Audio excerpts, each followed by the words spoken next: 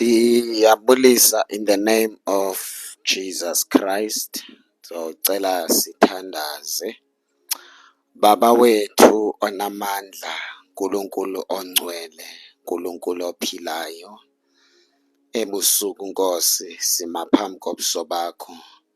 Egameni leNkosi uJesu siyathandaza, silibandla lakho, singabantwana bakho, singabenhliziyo yakho. Sadalwa Nkosi ngamandla elizwi lakho. Singabakho Nkulunkulu, sihlangene apha, sifuna wena, silambele wena, sikhalela wena. Wena Nkulunkulu uthembisile ezwini lakho, wathi uma sisiza kuwe sikufuna uzofumaneka. You will reveal yourself. Baba wethu ongcwele, nali bandla lakho, abanye basemsebenzini, abanye basekhaya. Nkulunkulu onamandla, basacrifice konke bazo-attenda le service. Sithembe wena ebusuku, sithembe wena ngale service yonke. Holy Spirit, lead us, guide us in the name of Jesus Christ. Siyathandaza Moya Ngcwele, ipresence yakho mayivakale kule ndawo. Umlilo kaMoya Oyingcwele mawuvakale kule ndawo. Amandla kaMoya Oyingcwele mawavakale apha ngegama leNkosi uJesu. Imimoya Baba ndiyayidestroya ngegama leNkosi uJesu. Ayikwazi uoperate any spirit esikwi-mission to disturb iservice yanamhlanje. Siyawudestroya lowo moya ngegama likaJesu. Whatever plan uSathana ayihlelele phansi kwelakwamoya Baba iyafeyila ngegama likaJesu. Amadimoni ahijack inetwork, amadimoni Moya Oyingcwele adala ama-distraction onke siwafake emlilweni. Le service i-hand over kuMoya Oyingcwele. Uyasilida, uyasigayida iservice yonke in the mighty name of Jesus.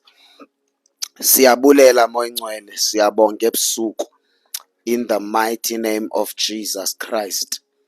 Thank you, Jesus.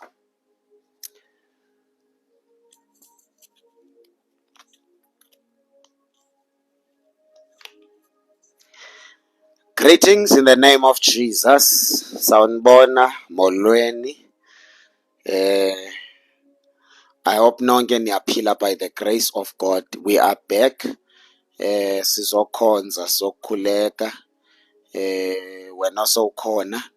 Siyambonga uNkulunkulu ngawe in the name of Jesus Christ.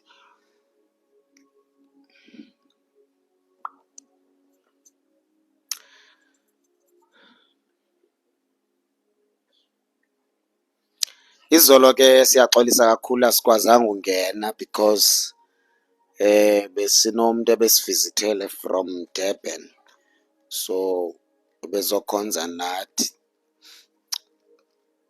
so kwanyanzeleka ukuba simkhaphe ke izolo late. Kodwa ke sesikhona, sibuyile in the name of Jesus. Ngusifungu ke lo bazalwane, ndingumntwana kaNkulunkulu, ndisinsiwe, ndenzelwe umusa.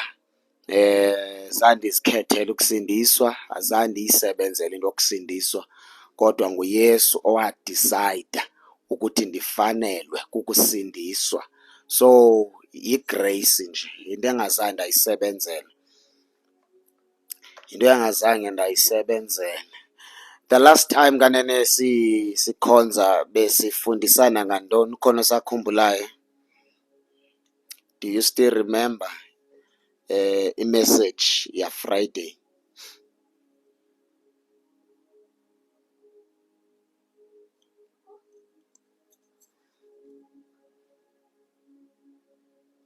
Demons use different strategies to attack scripture, Joshua chapter 9.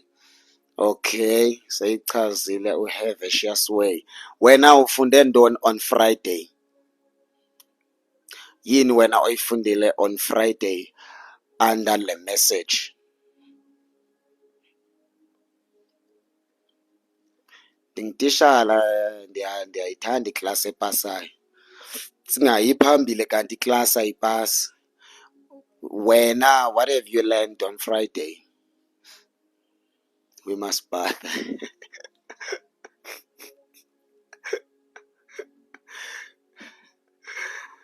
Oh my Jesus. That's good.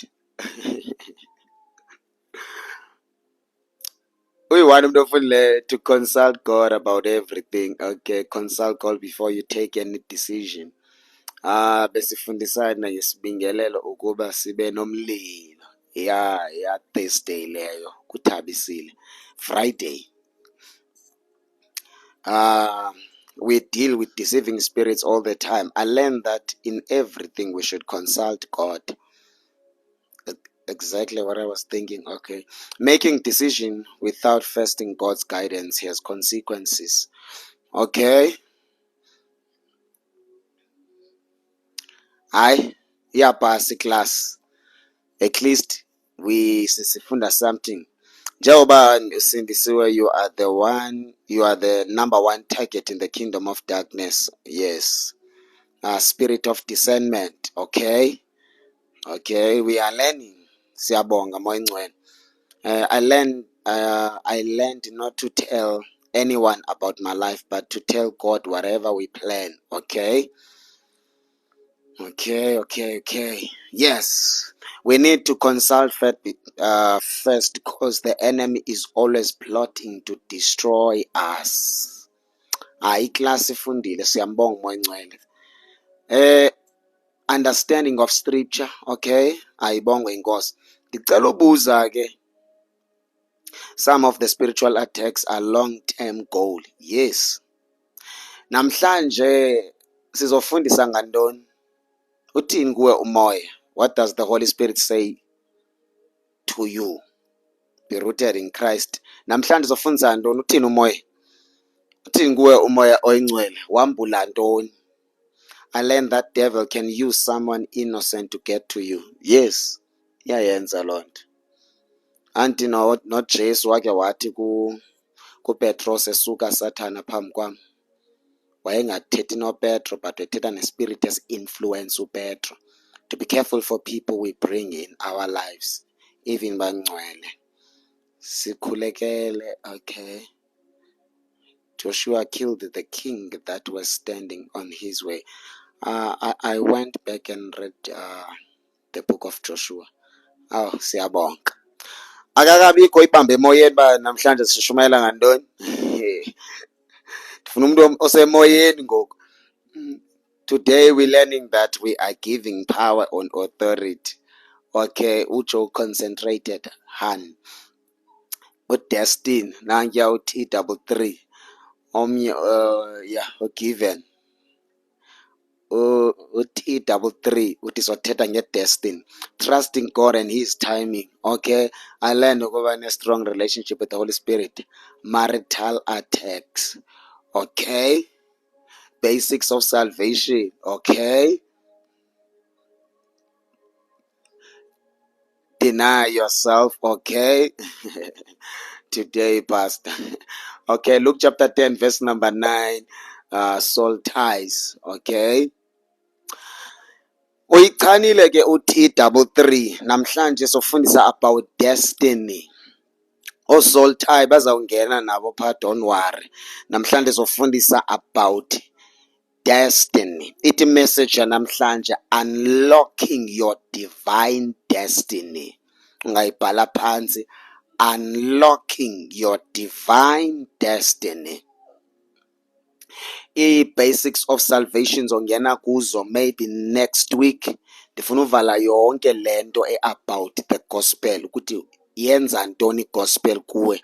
The minute you receive the gospel of Christ, zintoni efuneke experience, zintoni ezenzeke kuwe, because akukho right abantu ukubanikeza secrets of the kingdom babe bengekabikho fully delivered kwimimoya.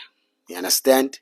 Abantu, before you reveal imfihlo zikaNkulunkulu, you must, asemshayela izandla uT33 uyichanile. Amen. So ke ngoku number 2, you don't teach endaweni enamadimoni. First khupha amadimoni abantu babe delivered. After abantu be delivered, that's when ungakwazi ufaka imfundiso, teaching. You don't teach where there are demons. Where there are demons, you must evangelize, you must preach. Shumayela ukugibele naphezu kwezitulo. Bakunento ethi gibela naphezu kwendlu, gibele naphezu kwendlu. Shumayela amadimoni abaleke atshe, abagulayo baphila, abanemimoya bakhululeke, abantu babe delivered before you share the secrets of the kingdom. You don't just say you share ama secrets of the kingdom. No. Umuntu yakwazi uyithatha into ayisebenza ngendlela wrong. That's why isandelwa ngabantu ebandleni abathi bakublesswa ngezinto eziphatheka financial, umsebenzi, ama breakthrough and everything, then umuntu amshiye uJesu. Mase kuba umuntu uzifumene benefits ze kingdom, then akasena interest when it comes to indaba ye kingdom. Ahamba athola umsebenzi, wathandazelwa, wathola umsebenzi, ahambe la blessing awu enjoy esiclubhini, awudakwa, ayochama amantombazana ngemali kaNkulunkulu, ablesswe ngayo nguNkulunkulu. I mean, message namhlanje ke soshumayela under imessage ethi unlocking your divine destiny. Scripture askashare unlocking your divine destiny. What is destiny? Destiny is God's divine purpose for your life, revealed through his calling, developed through obedience, and fulfilled by his grace for his glory. Message namhlanje kwelam on my side, andiva pain even before I can preach ngale message. Ndine pain when it comes to this message. There's a pain endiyivayo in my heart. Before ndishare le message singene nakwi scripture, ndifuna uthi apha kuwe, you are destined to be great. Believe me, you are destined to be great. And God wants to use you. You are called, you are chosen, and you are sent. You are destined to be great. On the day you were conceived in your mother's womb, zange kuze just umntu nje, but kunento efihlakele apha kuwe. Namhlanje ngizoprovoka lento elapha kuwe. I'm here to provoke whatever that is hidden apha ku efihlwe nguNkulunkulu, because there is something efihlwe nguThixo apha kuwe. KwaSivungu azange wabakhona umfundisi. I am the first pastor ngokwehistory yakwaSivungu. Kwenzeka into engazange yacingwa nangumuntu oyi-1. Kanti I'm destined to preach the gospel of Jesus Christ in the last days. So there is something kaNkulunkulu elapha kuwe. Namhlanje I want to provoke you, uphume kule service challenged, because ndizokuchallenge namhlanje. Ndifuna uNkulunkulu ambule kuwe ukuthi what is his purpose about your life? What is his plan about your life? Ndoni plan kaThixo ngobomi bakho? Ndoni injongo? The purpose of God about your life. Yintoni leya motivate uThixo ukuba akudale? wakwenza uzozalwa kule generation. Akakwenza wakhula kwi-generation kaMoses, ka-Abraham, kwi-generation yabapostile, kuzo zonke. But God decided ukuthi wena, you will be born kule generation, uzobe usaphila in the last days. I-generation enamademon too much, i-generation ene-prophecies ezesabekayo. But before the foundations of the world, before the creation of the world and the heavens, God decided ukuthi wena uza kudala kubeke in this generation. Into le yamotivate uNkulunkulu. What motivated God? Remember, uNkulunkulu does not do mistakes. Our God is perfect. Our God is blameless. Ayikho into enziwa nguNkulunkulu wrong. Yonke into enziwa nguNkulunkulu right. Now yini le yamphusha, yini le yammotivate ukuthi adale wena? Wadecide ukubeka eSouth Africa, eZimbabwe, endaweni ethile njalo kulowo ndawo wakubeka kuyo. Maybe you come from a poor family, or maybe you come from the rich family, or andiyazi uba usuka kwindawo enjani. It does not matter. What matters the most yindaba ye-destiny, yindaba ye-purpose, yindaba ye-plan of God. If ungajonga kakhulu i-background yakho ukuthi usuke endaweni enjani, uzalwe endaweni enjani, ukhule kanjani, hleze ungakuyofika apho uNkulunkulu afuna ukubona uyofika khona. So ifocus yakho, fix your eyes to Christ and ukhangele i-revelation yoba what is your purpose, God, about my life. Ndiye ndalala ndavuka ndisaphila. Abanye khabangene ku-2026, abanye khabangene kuJuly, abasaphila, abasekho emhlabeni, abanye base-ICU. But uNkulunkulu, why have you decided ukuthi nangoJuly ndisaphila? Yini likumotivateayo? Into le Moya Ingcwele othi xa undijonga ube motivated uthi lo akaya engcwabeni until 1, 2, 3, 4 is fulfilled. Into liprovoka okanye liphusha uNkulunkulu ukuthi akugcina abe nekhwele ngawe. Yini ikhona lento ebangela wena ungafi. Abaninzi abazi bafa, abanye bangcwatyiwa, attend ifuneral ongazazi noba zingaphi, kodwa wena usaphila. Into limotivate uThixo, yini ebangela uNkulunkulu athi andikavumi ngalo, wenza ii-mistakes ezi-serious.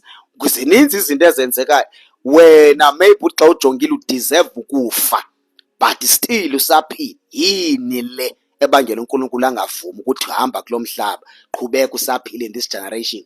Which means that there is a purpose of God about your life. There is a plan uNkulunkulu anayo ngawe. Ngegama lenkosi uJesu waseNazaretha, ndicela ke sihambe siye in the book of Judges chapter number 13. Judges chapter number 13. We're going to read from verse number 2. Judges chapter number 13. Let me read verse number 2 in the book of Judges chapter number 13. We will read from verse number 2. The birth of Samson, verse number 2. In those days, a man named Manoah from the tribe of Dan lived in the town of Zorah.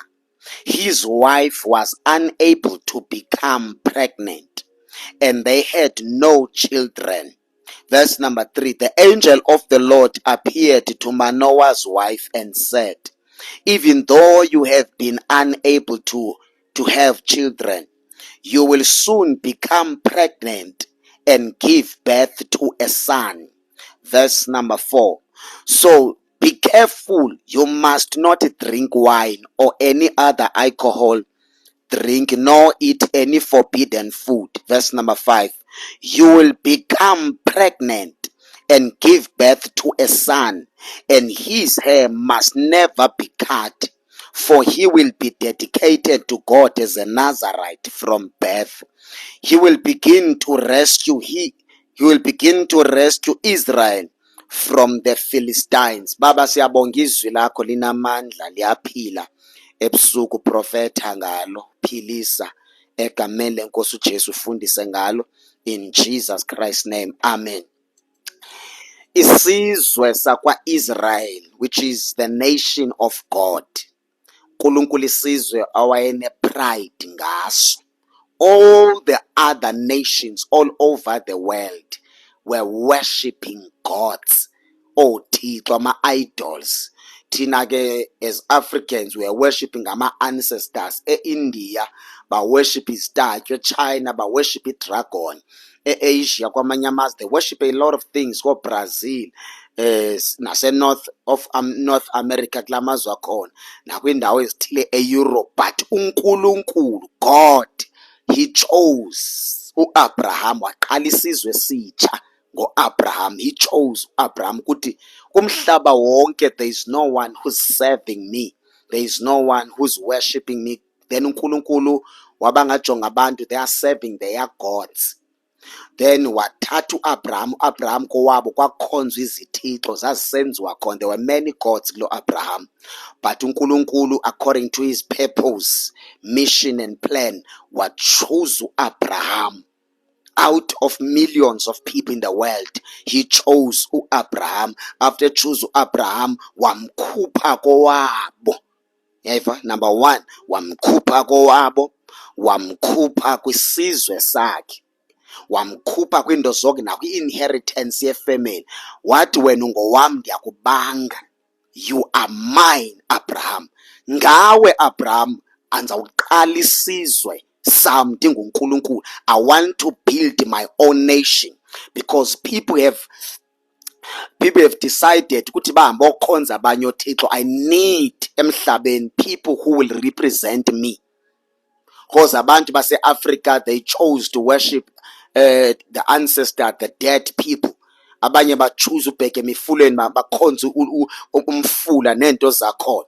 But uNkulunkulu wakhetha uAbraham. After ekhetha uAbraham, wakhetha uAbraham, after ekhethe uAbraham, uNkulunkulu wavala isibeleko sikaSara. The womb kaSara yavalwa nguThixo. After evala isibeleko sikaSara, wenza sure ukuthi he prepared them for his plan and for his purpose. God was so powerful ngendlela engenokwazi ukum-explainer, but uNkulunkulu wadecide ukuthi uSara akazuyithola ingane, uAbraham akazuyithola ingane. Ndizabanikeza ipromise and I will build them according to my plan, according to my strategy. I will prepare them and I will bring my glory ngabo. I will be glorified ngenxa kaAbraham. Iministry kaAbraham inzima kakhulu because wayiqala into entsha angayazi. No one was teaching uAbraham ngoNkulunkulu. Wayedepende kwivoice ethetha kuye angayazi, yoNkulunkulu angayazi. You understand? So waqala isizwe uNkulunkulu ngoAbraham esitsha. Xa ezoqala isizwe esitsha wathi I will make sure ukuthi isibeleko sikaSara singcole, because kwisibeleko sikaSara kuzawuphuma my own nation. Isizwe sam sophuma from the womb of Sarah. Yabo uThixo xa ezokwenza something big uvamile usivala isibeleko.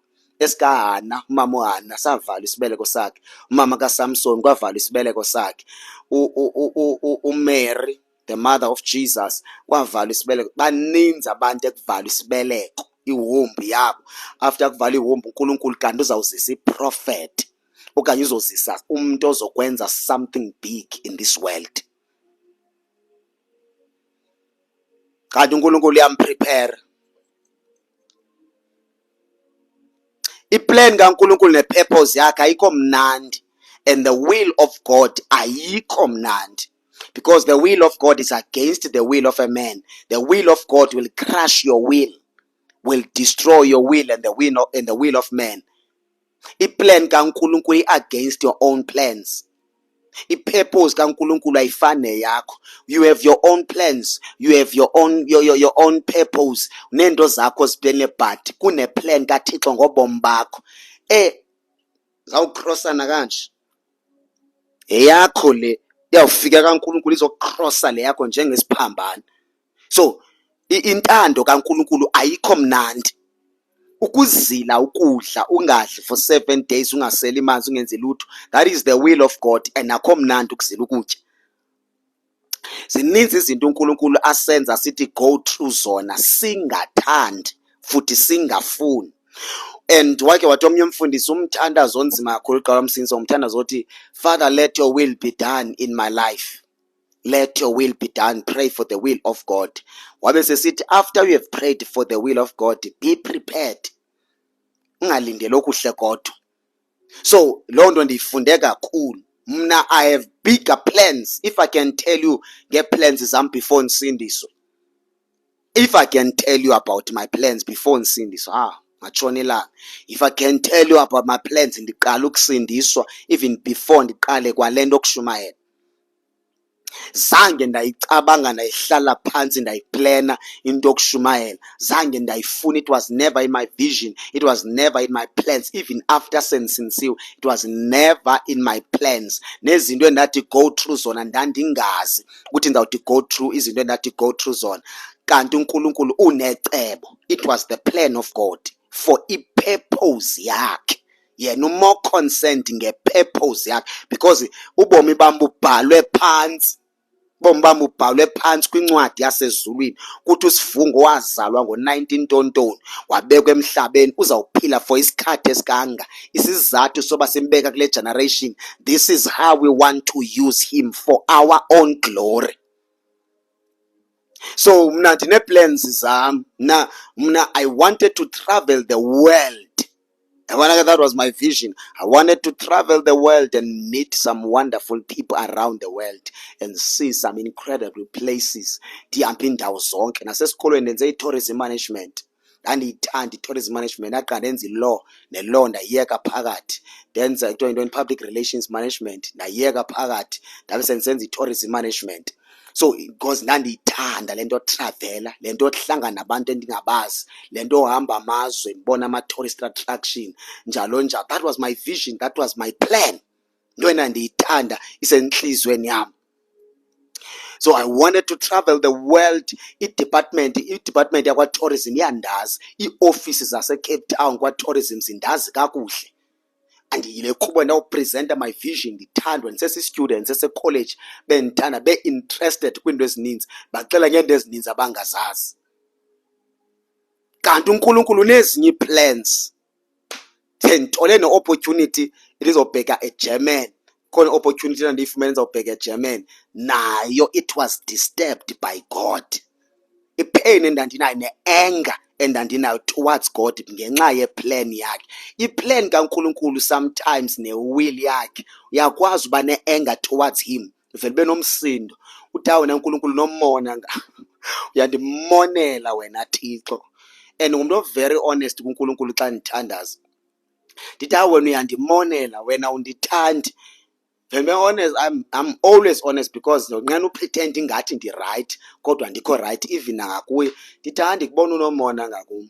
Kanti hey, and ndiyatsho mna ndithi if ezinye zezinto uNkulunkulu i-plans endandinazo ngondandiqala usindiswa zaye zaphumelela, ngeningandazi nonke nina, ngengekho umntu okuthiwa ndim oshumayelayo, because kwale ukusindiswa kwam mna I wanted to achieve izinto zam. I did not even care about i-plans kaNkulunkulu ngobomi bam. Ndandingazazi noba ndine-gift of preaching, angazazi noba ndine-gift of what, angazazi zonke ezo zinto ukuthi zikhona apha kum. Yebo, so I had my own plans, I had my own vision. So sifuna ke apha in the book of Judges chapter number 13, isizwe sakwa-Israel si-under islavery sama-Philist, siphiliswa kabuhlungu because of disobedience. Njengoba then uNkulunkulu kuthiwa for 40 days, for 40 years uNkulunkulu engakhulumi nabo ngoba sisizwe esi-disobedient. Then uNkulunkulu wane-plan ukuthi angabasindisa kanjani aba bantu, because isizwe sakhe unala pride ngabo. That's why nabo xa uNkulunkulu befuna umbone esehla from anger, bathi God of Abraham, God of Isaac and God of Jacob, we pray, please forgive us. our sins, njalo njalo. Bamenshina abantu abamazi ukuthi bahambe kakuhle noNkulunkulu. UAbraham uyicovenant kaThixo, uIsaac icovenant. Yebo, bamkhumbuza ngecovenant. uJacob is a covenant. uNkulunkulu ke iyamchikimisa indaba yecovenant. So kwavala isibeleko salomama. Lo mama yena, she was destined ukuthi athwale prophet, a major prophet ezawuzisa impact yokukhulula isizwe sikaThixo. Purpose nje kamama lo wayetshade notata, yona nto uThixo eyamotivate on that generation ukuthi this woman among all the women kule ndawo yakwa-Israel, but umama kaSamson uzawuphatha iprofet, uzawubeleka iprofet, khawuthi ndivala isibeleko sakhe for iminyaka emininzi, athi go through is-suffering. I will prepare lo mama, uzawuthi go through a lot, because kwalo mprofethi azamthwala kufuneka afikele kumama one-character strong, one-attitude right, one-relationship right with God, one-deeper understanding ukuthi kuhanjwa kanjani noNkulunkulu. Umuntu ongumama uzokwazi ukumotivate nokukhulisa umntwana akhe according to the instructions of God. So uNkulunkulu kwabiza ukuthi avala isibeleko salo mama.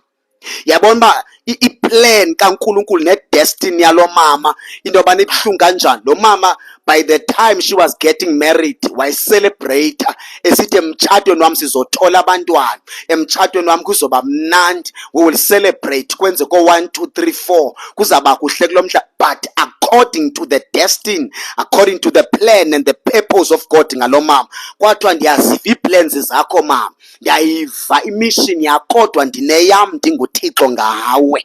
Eso sibeleko, I need that womb.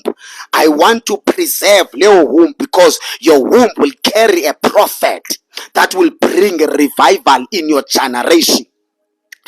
Abaninzi omama obvious babehlekisa ngaye lo mama, noba kuyiwe emithandazweni kuthiwa kutheni engatholi bantwana, kutheni angade afikelele ezintweni ezithile, kanti abazi ukuthi lo muntu udestined to carry a prophet that will bring salvation and revival kwisizwe sakwa-Israel.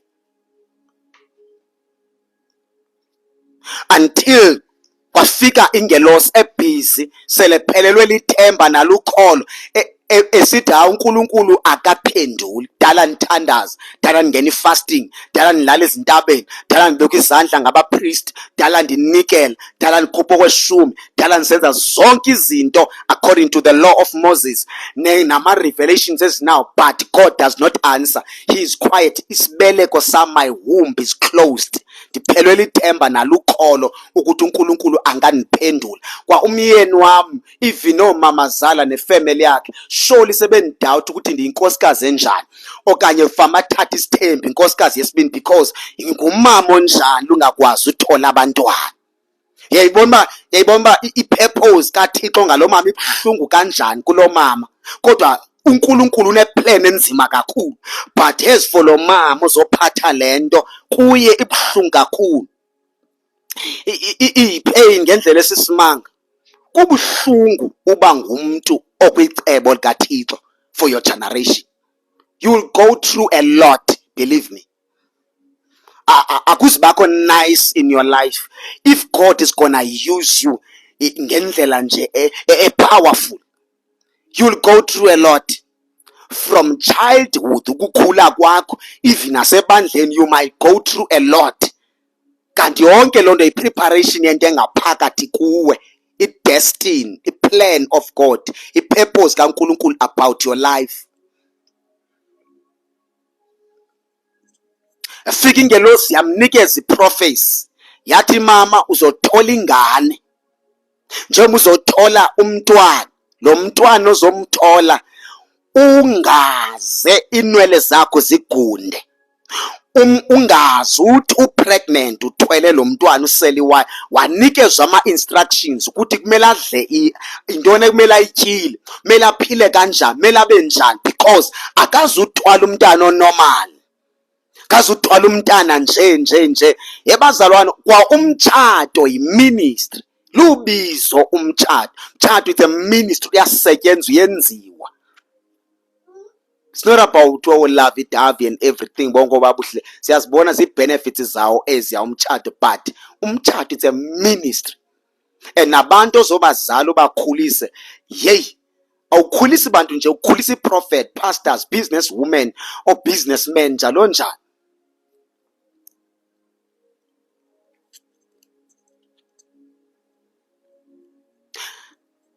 Bayithola ingane, waba pregnant.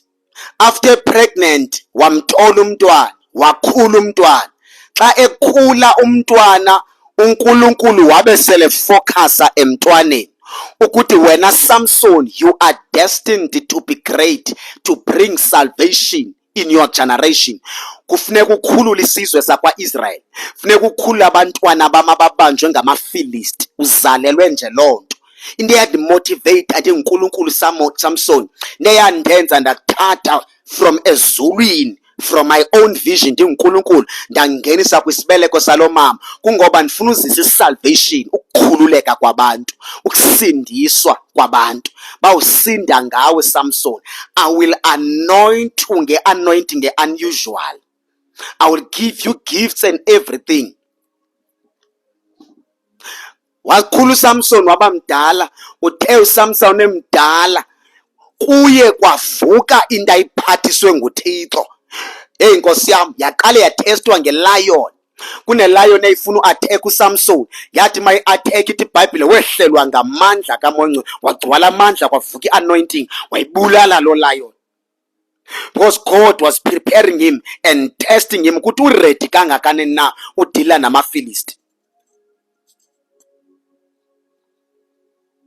Udila namaFilist. Wazala uSamson, wakhula wamdala, wazilwa zonke impi zakwa-Israel. One man who was raised by God in his generation. Waface along uhlobo le-demons, all kinds of challenges, ama-spiritual warfare, everything. Nditsho nefamily yakhe ibanjwe si-spirit of fear, nesizwe sakwa-Israel sibanjwe si-spirit of fear. But uSamson had to rise up and challenge ama-Philist. Athi, I am destined to be great and I'm here to save my generation from the hand of Philistines.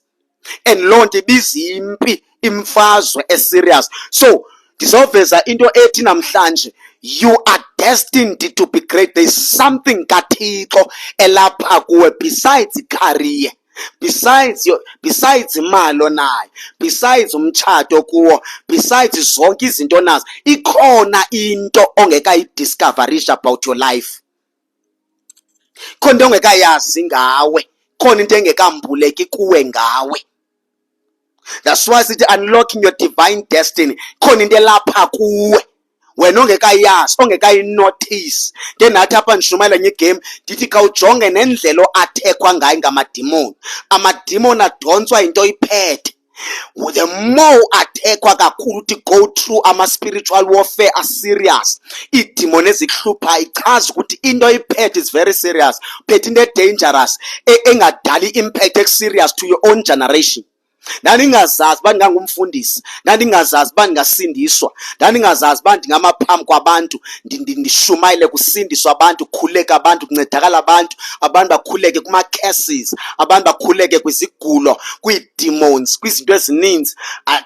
Ndandingazazi noba ndi-gifted, ndandingazazi noba ndiyakwazi uma phambi kwabantu ndikhulume, because ndikhule ndishayi, ndingumntu owoyikayo amehlo, ndiwoyika uma phambi kwabantu abaninzi. Kodwa namhlanje ndimaphambi kwabantu abaninzi. Ngondithetha nawo ndime phambi kwabantu abayi-273, and I'm preaching the gospel of Jesus. So ikhona into kaThixo elapha kuwe, khona le nto eyamotivator uNkulunkulu kuza kudale azokubeka kule generation. Ntoni le eyamotivate uNkulunkulu? Ntoni le yahlupha uThixo wathi wena you'll be born in this generation and he's gonna use you? Uthe seluzelwe kule generation wathi uNkulunkulu, out of billions of souls who are living in this world, abantu abangaka abaphila kulo mhlaba, kodwa uNkulunkulu wanento ethi ndiyam-appointa uThembi ukuze asindiswe. Ndiyam-appoint uhappiness ukuze asindiswe, ndiyam-appoint ubabalo ukuze asindiswe, ndiyam-appointa nalowa. Yintoni eyammotivate uNkulunkulu phakathi kwabangani bakho nomndeni wakho ukuthi wena ube ngokhethiweyo, ube ngobizwe ukuze usindiswe? Ntoni ibangela uThixo afuna asindiswa wena? Ntoni immotivate, ntoni imdonsa kuwe? Ikhona into kaThixo elapha kuwe, khona into eyammotivate uNkulunkulu. And do not fail your generation.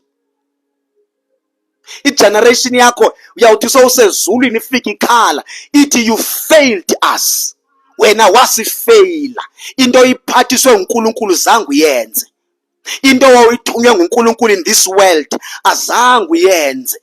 Kunabantu abazawucomplaina besithi wena ukuze mna ndisindiswe ndandidepende kuwe. Kunabantu noba usivunga ngashumayela yomaphi, shumayela bila bemanzi ade angene ne-fasting, kodwa bangasindiswa kanti bazawuphenduka ngenxa yakho. Bophenduka ngenxa yetestimony yakho, bophenduka ngenxa yehambo yakho, bophenduka ngenxa yomnikelo wakho, bophenduka ngenxa yemessage eshunyayelwa nguwe, bophenduka ngenxa Nkosi yami, zininzi kunabantu destined to be great but bagcinwe in the kingdom of darkness, balinde your voice. Usathana wenze sure that he will silence your voice. Kwi-generation yakho you don't have a voice, but according to the plans of God and his purpose, you are destined to be great. But yonke loo nto ayikwazi uvela because noSathane une-mission othi I'm going to silence you until you die. Basingabheka emangcwabeni siyongena sivuse abantu abasemangcwabeni, kunabantu abakhalela uphinde babuye bazophila because bathe sebefile babona izinto ekufama babazizo bekulomhlaba but azange babazizo izinto ababe destined ukuba zizo. Omnye wafela etywaleni. According to the purpose of God and according to the plan of God, it was never his purpose and plan ukuthi ube nomuntu ofela etywaleni. Lo muntu fail mission ayithunywe kwi-generation yakhe. Khona into oyithunyiweyo wena in our generation, khona into ibizelwe, khona into yamotivate uNkulunkulu akuzise kulo mhlaba, khona into yamotivate uThixo ukuza kwenza usindiso waka-appointa phakathi kwabaninzi. Wabayeka bonke kowenu kodwa kwa-appointwa wena. Abangane owudakwa nabo nabantu owujola nabo bayekwa bonke kwa-appointwa wena, kodwa wena ufanelwe kusindiswa, ufanelwe kuphendula. Yini leyamotivate uThixo? So if awukwazi uyithola isambulo sokuthi yintoni uThixo afuna ukuyenza ngawe, you are failing your generation. Maybe you are destined ukuthi wena, ngifuna ukwenza umzekelo abantu bazoyijonga only ucala spirituality yodwa. uSamson, he was destined to bring salvation kwa-Israel ngela xesha, ukusindisa ababantu isizwe sakwa-Israel. And noba yena wayengafuni but into ayiphethe ndayiphathisa iyamphusha, iyamprovoke into elapha ngaphakathi kuye. Uthi xa ebona amaFilisti kuvuka i-anger kaThixo because he's destined to set these people free. Every time ejonga u-Israel ephila kabuhlungu uva ipain, ipain engaviwana ngabazali bakhe, ipain engaviwana ngabantu abazi-slaves. Athi why niphila kanje, why nizohlukunyezwa nivume? They don't understand because uSathane ubabambe nge-spirit of fear. Philistines symbolizes the spirit of fear. Setyenziswa ama-threats kuthiwe will kill you. Vele Israel esabe abheke ezantsi oyike until kwavuswa umuntu o-destined to set these people free. Uthi xa ebona amaFilisti kuvuka i-anger, akajonge ukuthi le nto soyenza sibangaphi, ndidinga abantu abangaphi kuze eyedwa nje uSamson ujonga amaFilisti kuvuka i-anger uthi I'm gonna kill these people kuze kukhululeke isizwe sam, isizwe sakwa-Israel. Njengoba ndime apha ndishumayela kwabantu abangaka abame phambi kwam, kunabantu apha uNkulunkulu abanikeza i-business idea.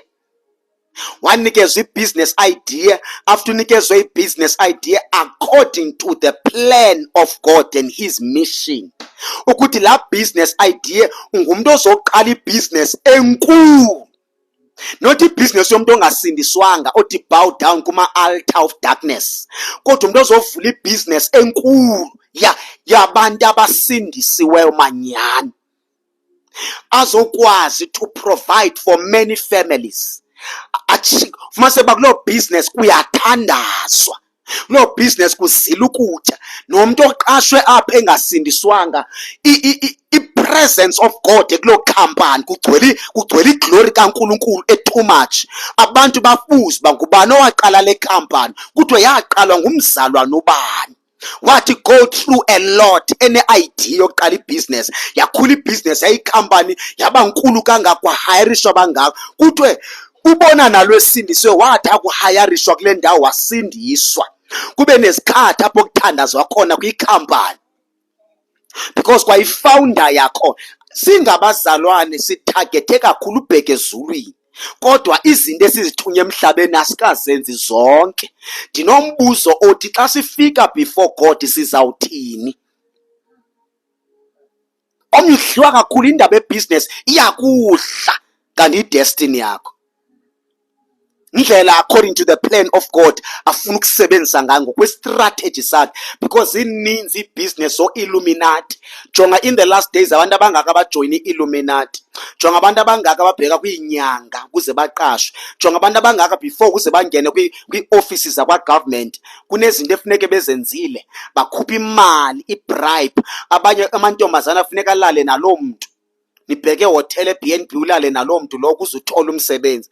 Can you imagine if abantu abasindisiwe bangathola i-revelation yobizo lwabo one by one? Njengoba ungxamela ubheke ezulwini uzawufika upresent entoni kuNkulunkulu? What have you done for your generation?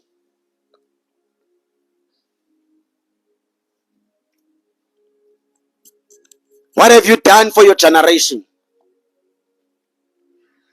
I want to die and go to heaven. Serious? I want to die and go to heaven. Oh, uJesu makabuye kuyabheda. uNkulunkulu ufuna ukuthatha kudala wakuthatha, but ikhona into eyamphusha ukuze akuzise kule generation and awukayenzi. Omnye utshatile kunzima athola abantwana, kanti uNkulunkulu there is a prophet azayizisa ngawo ezawuphatha i-revival enzima in the last days. When uyazibuza why ndingatholi bantwana, and i-challenge endibhekene nazo ngase ndingade ndihambe ndiye kwiinyanga kanye ndiye kwi-false prophet, maybe ngenzeka i-miracle ndiba ngathandazelwa, ndiba ngabekwa izandla kwenzeka ilutho, kanti uNkulunkulu according to his plan and purpose kune-prophet wena ozoyithwala, but kusenziwa i-preparation enzima nale suffering othi go through yona ikuphushela kakhulu kwi-prayer. And most of the time zininzi izinto ezikupush uba go and pray, do fasting, pray, obey me, follow my instructions. Kanti kuzo Isaac ozozisa i-impact enkulu kwigeneration yakhe. Mase bakwigeneration yethu kuthiwe hey banqabile abefundisi abashumayela inhliziyo kaThixo, banqabile abefundisi abahamba noNkulunkulu ngendlela eright, kanti wena esakho isibeleko njengoba sivaliwe, God is preparing you. And for uba uthwala prophet, an apostle that will bring revival enzima. Very important xa usindisiwe, uqala usindiswa bese usiya kuNkulunkulu uthi Baba intoni ekumotivate eyakumotivate ukuze ndisindise, undiphathise ntoni, ndibizelwe ntoni njengomzalwane, njengoba ndisindiswe luthini ubizo lwam. Ubizo bazalwane, it's not about ukushumayela kuphela, ukuqala ibusiness enkulu, ikhampani enkulu yomuntu osindisweyo ngenzeka uba yi-calling yakho. Abanye uNkulunkulu ufuna bathathe bafaka kwa-Department of Education, bosetyenziswa kwa-Department of Education according to the plan of God and his ministry, and his purpose when uyadingeka kwa-Department of Education, because ezikolweni nezinto ezifundiswayo nokukhutshwa kwemithandazo ezikolweni mase kuba kusathandazwa ezikolweni nakwa-department iincwadi ekufundiswa abantwana ezikolweni fumase kuba no man, apho usathana kuneento zakhe ezininzi azifakileyo, and esikolweni fumase kuba abantwana bam they are being discipled befakwa ispirit of Antichrist and the teachings of Antichrist. Kanti abazalwane bathatha i-back seat, kanti kunomuntu obiziwe ozobhala iincwadi zakwa-Department of Education benguwenza isyllabus zonke izinto, but i-calling yakho ithatha serious. uNkulunkulu ukhuthaza njalo uthi go to school, go and study, as I'm gonna use you. Omnye drop out esikolweni ku-attackwa i-destiny when you drop out at school. It's not a blessing to drop out esikolweni. Can you imagine South Africa sine president esindisiwe njengoba sibona ngathi isizwe asinophathwa ngumuntu osindisiweyo? President abaphatha isizwe sase South Africa bafaki laws zika Antichrist. Eparlamente silala sivuke sekuthiwa kunomthetho onje, kha kuziwe sizo approach. Ukhona umuntu kuye kunento emtshisayo ethi andiyithandi kodwa uphathwa yipresident enje, because our president uintroducer zonke ii-laws zika-Antichrist ezicinezela i-Christianity. Ubuzalwane buyatshona bubheke ezantsi, siphathwe ngu-Antichrist, kugcwala i-corruption. Kungagcwala i-corruption kwa-department, eparliament and everywhere. Ichaza ukuthi most abantu abakwezi department they are the servants of darkness. Baphi abavuswe nguThixo abazo-operator kwezi ndawo? Abantu abasindiswe nyani, abantu abadisciplwe ngendlela eright, babhildwa ngescripture, be-understand imission yabo, njengoDaniel owathathwa wasuka epalace wa-end up engumuntu omkhulu eBhabhiloni.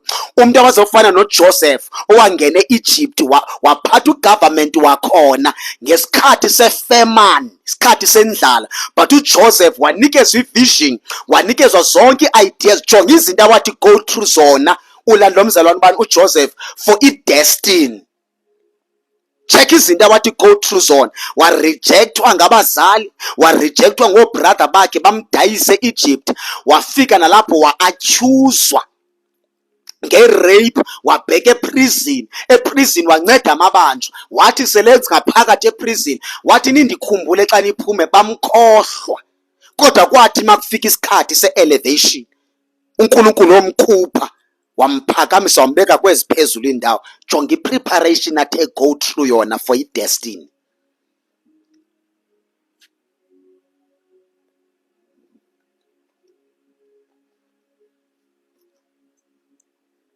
Abanye uNkulunkulu he's gonna use them as preachers.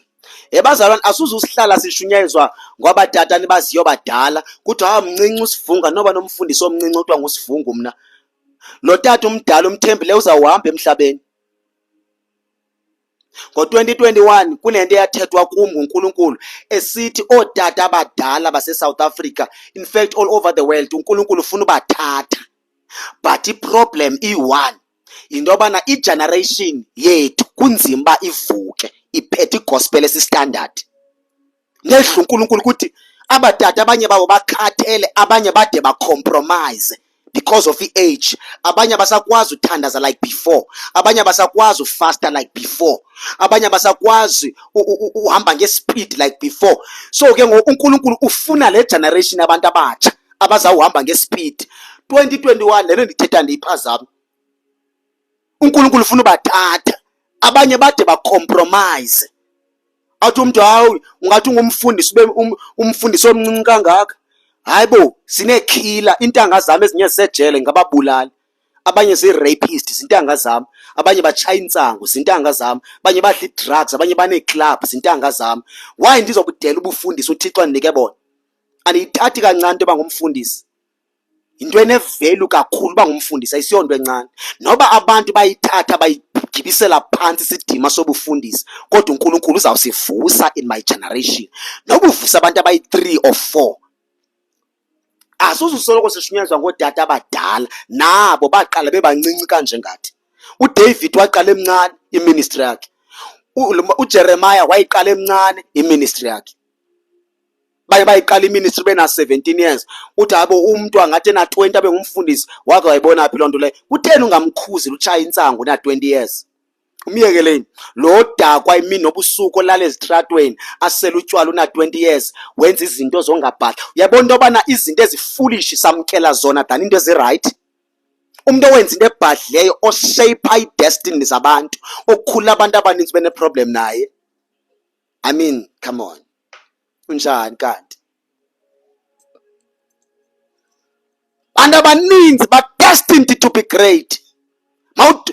Ungadrop esikolweni kanti kunendlela uThixo afuna ukusebenzisa ngayo ngesikolo. Don't drop out of school. Uthi noba sowudropile kuthiwe go back.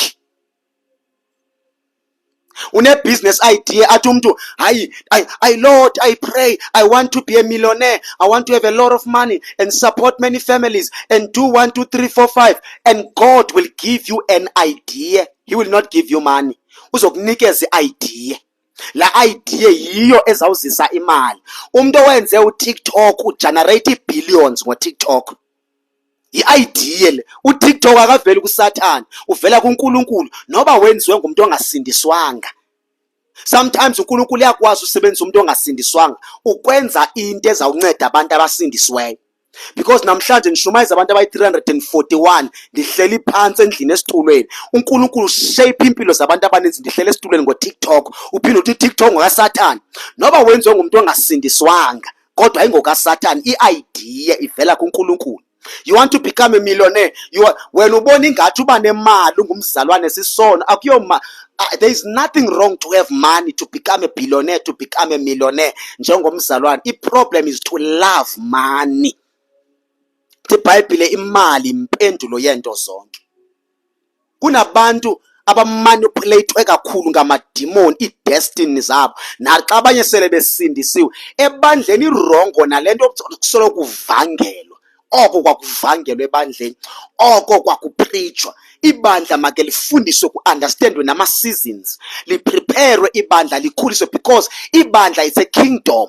Xa kuthiwa it's a kingdom, it's a nation of God, it's a government of God on earth. That's why it said, let your will be done on heaven as it is. Let your will be done on earth as it is in heaven. Itsho kanjalo uKristu. What is a kingdom? A kingdom is a government of God. I-government ne-government ine-department zakhona.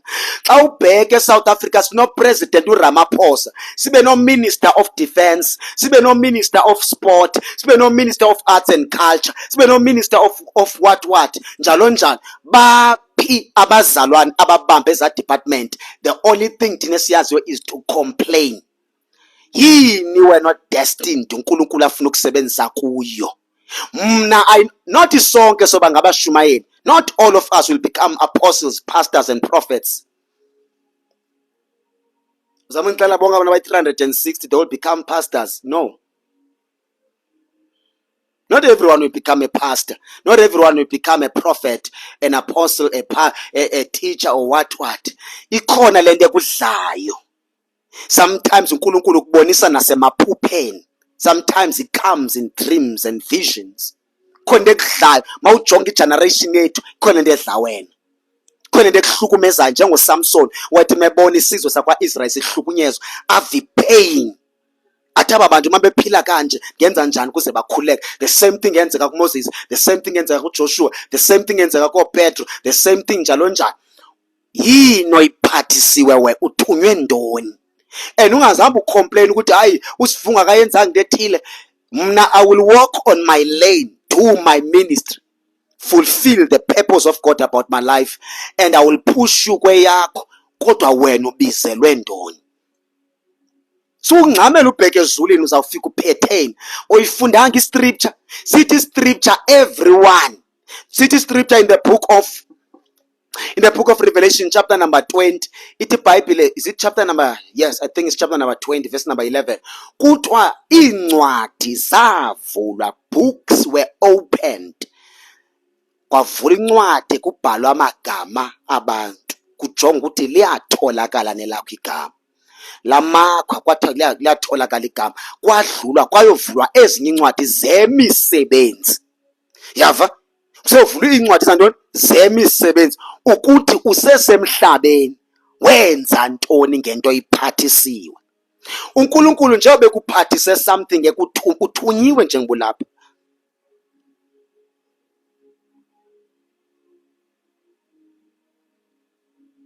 Yabo njengoba ulapha wena uthunyiwe.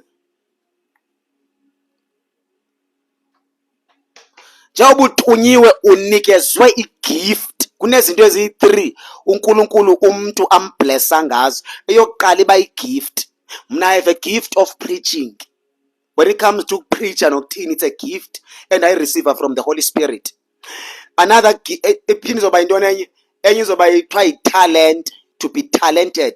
When it comes to udlala ibhola, I'm very good when it comes to udlala ibhola. Ibhola ndidlale kakhulu nasekukhuleni kwami. Nganevision yongena ko-PSL nodlala ibhola ko-PSL, but zange ngide ikwazi kwenzeka loo nto leyo. So ndinayo into i-talent yokudlala ibhola. Ndiphinde ndibe i-skill endinaso. Ndandikade ndi-good kudrawa, andisekho good anymore, but I was very good kwinto ze-drawings nakwezinye izinto njalo njalo. Yona nto endiyiqaphelayo isiskill esilapha kum. Yebo, so ndizama uveza into ethile ngoku. Le nto iphathisiwe uNkulunkulu uphinda akunikeze igift. Sucelebrate uthi I have a gift of preaching, ndine-gift yokuhlabelela. uNkulunkulu igift akunikeze yona uzawudimanda imiphefumlo ngegift. Athi ndakunika igift yohlabelela, athi bapha abantu abasindiswa ngegift endikunikeze yona. Wena wanika igift yokushumayela, bapha abantu endakunikeza igift ukuze basindiswe ngale gift elapha kuwe. A gift is like money. Gift iyafana nemali. Imali yothenga imiphefumlo. Ungabuyele ezulwini igift yakho ingazange yawenza umsebenzi. Masihambe siye kuncwadi kaMatthew chapter number 25 verse 14. Sizothandaza ngayo. Ungamvala iJudges. Siyadlula kuJoshua. Siyadlula kuSamson. Now sizofunda la. The book of Matthew chapter number 25. We're going to read from Okay, let us read from verse 14. Verse number 14. Again, the kingdom of heaven can be illustrated by the story of a man going on a long trip. He called together his servants and entrusted his money to them while he was gone. Verse number 15. He gave 5 bags of silver to one, 2 bags of silver to another, and 1 bag of silver to the last, dividing it in proportion to their abilities. He then left on his trip. Lo tata lona, this man, kuthiwa wanikeza indoda yokuqala i-gift, which is imali 5 bags of silver. Yes, indoda yokuqala wanikezwa 5 bags of silver. 5 bags of silver according to their abilities. 5 bags of silver. Owesibini wanikezwa 2 bags of silver. Owesibini wanikezwa 1 bag of silver. Then wahamba. Uthe xa ehambile lo wokuqala onikezwe 5 bag of silver, kuthiwa wayenza ya multiplier, yazala 5 more bags, zaba yi-10. Lo nona 2 zazala 2 more, zaba yi-4. Lo oyi-1 wayithatha wayifihla yakhe imali. Mayefika ukumkani ekuhambeni kwexesha, bazopresenta izinto abaziphethe. Uthi omnye, i-5 bags of silver unikeze yona ndiye ndayikhulisa ndayimultiplya ndazibuyisa ziyi-10. Kwazothiwa ke ngopha kuye, wow, intle le nto uyenzileyo. Kuzobe but the master was full of praise. Yava? The master was full of praise. That's verse number 21. Well done, my good and faithful servant. You have been faithful in handling this small amount, so now I will give you many more responsibility. Let's celebrate together. Yabona lona igift yakhe, masithi igift yokupreacha yokushumayela, usebenzise igift yakhe yokushumayela ngendlela eright.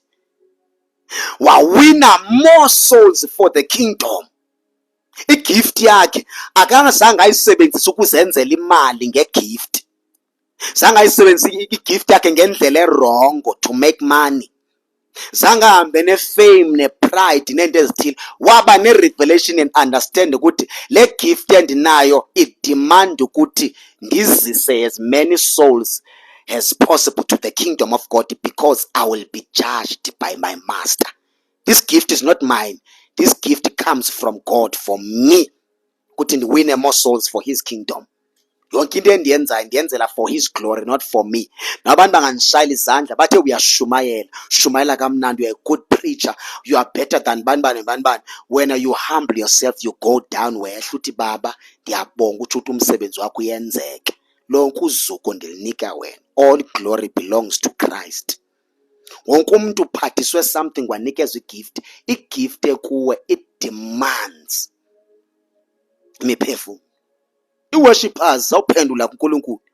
As a worshipper, how many people abasindiswa ngesiphiwo sokuhlabelela esikuwe, isiphiwo sokushumayela esikuwe, isiphiwo sokuprofeta esikusebenze kanjani, igift yokuntondoni yenze njani, ndakunikeza ama-business ideas to fight the spirit of poverty kwi-generation ethile. Why uzange uyisebenzisa? Sizawukwazi uziphendula ezi questions. I-generation yakho, the reason kwakugcwele spirit of corruption is because i-generation yenu yayilele, drop out esikolweni, abafuna ukuthi take over kwindawo ezithile ku-government, kwaphatha ama-satanist nabantu be-Illuminati. Kunzima ukubadudula noba lithandaza ibandla, kodwa ngobani abaprepare nguThixo to take over. Sizawuthandaza sibasa umlilo, sidestroy ama-satanist, sichithe, but ngubani oprepare nguNkulunkulu for such positions?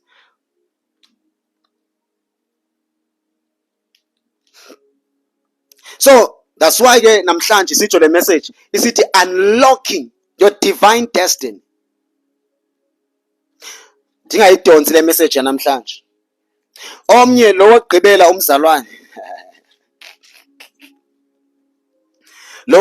umzalwane kuthiwa yena imali yakhe wayithatha wayifihla, bamba kube responda kanjani kumkani. Ithi but the master replied, you wicked and lazy servant, you knew I harvested crops, I didn't plant and gathered crops, I didn't cultivate. Why didn't you deposit my money into the bank? At least I could have gotten some interest on it. Then he ordered, take the money from this servant and give it to the one with the 10 bags of silver. Uyabona njengoba abanye abantu bengafuna usetyenziswa nguThixo ngendlela right, uNkulunkulu uzawuvusa bakhe. There's a generation crazy ezawuvuswa nguThixo ehamba noNkulunkulu ngendlela esesimanga. I-generation ozothi xa uyijonga ucinga mafama disobedient to the elders, kanti ayikho disobedient but break system kaJezebel ebulele igeneration yethu, ebulela abantu abaninzi basuffocate because babanjwe esi spirit of Jezebel. Kudingeka abantu abanjengo-Elijah, abantu abazoba ngathi abana respect, bagqobhoze badilize ama-altar, kudubule umlilo, amadimoni awe phansi, nama-satanist azimele emabandleni, abanye badisguise as pastors, as elders of the church, as what kudilike ezi zinto. Kuzawuvuka i-revival. Xa ifikile imvuselelo ayisebenzi nge-preaching kuphela, i-affecta yonke indawo. Everywhere i-revival affecta yonke indawo. Go and read the book of Acts. Ibandla lezenzo were not struggling financially, baba nama-ideas bona in their generation abawanikwa nguThixo to sell their land. Bathatha imali benza zonke into ababezenza according to their generation. Akuthiwa kweyethu generation masenze loo nto, but according to that generation kwambuleka loo nto kubo. Kodwa kuthi in the last days uMoya wambula ntoni kuwe, wambula ntoni kum, wambula ntoni kulowa, ntoni ebekwe kuwe nguNkulunkulu, ntoni ephathiswe wena. So mayifikile i-revival. When you read the book of Acts, I think it's chapter number 10 or is it chapter number 9? I think it's chapter number, I'm not sure. Kunomama ekuthiwa nguThabitha. Ithi iBhayibhile xa ithetha during i-revival, yena yakhe i-revival wayethunga impahla, ilokho esapota abahlolokazi, iwidow, ethunga izinto ezinhle, begqoka kahle abazalwane. wathi xa esifa lakhala ibandla. La mama push iministry yakhe lakhala ibandla lathi hayi yabo umuntu ongashumayeliyo lo ngumzalwane osindisiweyo but ushumayela ngokuthunga impahla. Shumayela nje ngokuthunga impahla, thunga into ezinhle, into eziright, wenza sure ukuthi abazalwane ba-right. I-revival wayiqhuba kanjalo yena. Isinxibo indlela eright yokugqoka kwabazalwane wenza sure ukuthi in my generation soze isinxibo sibiwe nguJezebel ethanda engathandi. Because igeneration yethu indlela yokugqoka it does not matter because Jezebel has taken over in the pulpit. And when you challenge the system of Jezebel, kodwa, oh, you are religious. Oh, you are legalistic. Oh, semva kakhulu. God does not care about 1, 2, 3, 4. Ndidla ngothi bindaba yoba umzalwane ugqoka kanjani ayibalulekanga. Fama nami ningabi nayo iproblem xa ndigqe inkonzo ndigqoka ivest neshoti yam nophaqi ndiyome epulpit ndithatha i-straight cap sam ndisijongise ngemva ndizithi chain lam. Fama abantu bangabi na problem naloo nto because isenhlizweni le nto.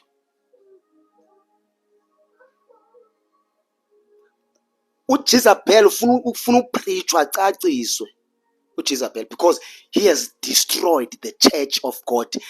Isystem yakhe nje. Lo mama lona wathunga bakhala kwaze kobiza umpostoli uPetro. Wafika umpostoli uPetro wangena upper room wamthandazela wavuka. Umama uThabitha la celebrate ibandla. Namhlanje sinebhlukwe ezisimincayo xa sizigqoka. Nebhlukwe evela ikubambe from la uyotshe emazantsi, ikubambe ibhlukwe ikuzute. Uba ngajonge ndizobele ibhlukwe ubudoda bambonakala bonke ngaphandle because uSathana uyitailor. The devil is a tailor. He's the one othunga impahla ngoku. Abekho Thabitha abantu abathunga impahla. Omnye kudala wanikeza ideas unalento etshisayo ngase ngangumuntu oyi-fashion design othunga impahla owenza impahla ezinto but awuyenzi yonke loo nto leyo, uyithatha kancane kanti uNkulunkulu ufuna ukuvusa ubuyisa isinxibo sebandla ngawe. Because igeneration yethu ezinye izinto ayizazi. Generation yethu ayiyazi ne-taste of salvation. Nento ezininzi igeneration yethu engazazi. Nento ezininzi engazi-experience ngomoya oyingcwele.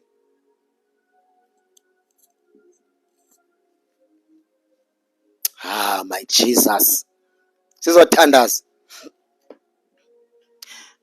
Enemies of destiny. Ngazibhala phansi. Here are the enemies of destiny. Sin and disobedience is the enemy of destiny. I-destiny ne-purpose kaNkulunkulu ngo Adam and Eve in the Garden of Eden was destroyed by the power of sin and disobedience. Sin and disobedience is the enemy of destiny. Your sin and disobedience will destroy your destiny. Sinabashumayela abaninzi, we have many prophets, we have many pastors, apostles, businessmen and businesswomen abavalelwe eziklabhini nguSathane. Banye bagcine kwimikipito. Umuntu akanandaba ne-future, kanandaba nempilo yakhe, kanandaba ne-generation yakhe. Destroyed by sin and disobedience. Abanye bathi uNkulunkulu uphendula kade. Azange uNkulunkulu aphendula kade. It's a lie from the devil. Uthi Isaiah chapter number 59 verse number 1, it is because of your sins. Dingayivi mithandazo. Number 1, sin and disobedience is the enemy of destiny. We will pray. Number 2, unbelief and doubt. Doubting God and ongakholwa. The enemy ye destiny. Mhlawumbe usindisiwe iyabahlupha abasindisiwele, unbelief and doubt. Mase ba usindisiwe uright uphila kakuhle. But une problem ye doubt. Nantona ithetha kumo engcole ye doubt. Bangathi start a business uyayidoubt. Yenza 1 2 3 uyayidoubt. The enemy is destroying your destiny. Ufaka kwi delay. Nezinto ezininzi ongasoze uzi-achieve because of unbelief and doubt. I-doubt is a spirit. I-unbelief is a spirit. When you doubt, it does not mean awunakholo, unalo ukholo qha awukholwa according to indlela kaNkulunkulu. Ubelieve esinye ispirit. esithi this is impossible. I-doubt is a spirit, it's a reverse gear of faith. So xa ukwi-doubt ufaka i-reverse, it's a reverse gear of faith. Uyakholwa but ukholwa i-doubt, ukholwa enye voice ekhuluma into engasoze kusendawo. So unbelief, zininzi into ezithethwa kuwe umoya ngcwele, zininzi. Nakum umoya ngcwele ndamphikisa many times ukuthi ndingashumayela, because I was the weakest even nasebandleni. Yena umzalwane owaye-weak, owayekhula slow. Ndibangafast ndibathandaza ndikhula slow, ndine-problem ye-unbelief and doubt. Yi-enemy serious kakhulu kwi-destiny yakho. Wena unezinto ozicelwa nguNkulunkulu athi you will travel the whole world to sense 1, 2, 3, 4, 5, 6, 7. Loo nto ithethwa kuwe, but the spirit of unbelief and doubt sikwenza ungazi uyikholwe loo nto. Noba ngafika abantu bayishumayele iconfirmeke, but still uyayidoubt. And okwesibini, uyadelaya because the spirit, and you don't even understand how to deal nesi spirit. Esithathu, fear. Ndingamane ndiwafunda la mavesi ne. Andingxamanga ibandla kaKristu, aniko late. Ndicela uma ndinifundela namavesi, ndingathethi nje without ushare amavesi. Hebrews chapter number 3 verse number 19. Verse number 19. So we see that because of their unbelief, they were not able to enter his rest. Ibandla lakwa-Israyeli zalikwazi yofikela kwindawo yokuphumla because of i-unbelief. Bakhutshwe Egypt besiswa kwisizwe sesethembiso eCanaan because of i-doubt and unbelief. Zange bayofika. uNkulunkulu wade wafunga ngaye wathi Moses, I'm sure ukuthi yonke le generation ayiyi eCanaan kwisizwe sesethembiso because of i-doubt. I will make sure ukuthi bazofela apha. Abantu abazawungena, abantu abangena kwisizwe laseCanaan ababephume Egypt bayi-2. It was only Caleb and Joshua. The rest of the generation eyayiphuma e-Egypt yafela ehlane because of i-unbelief.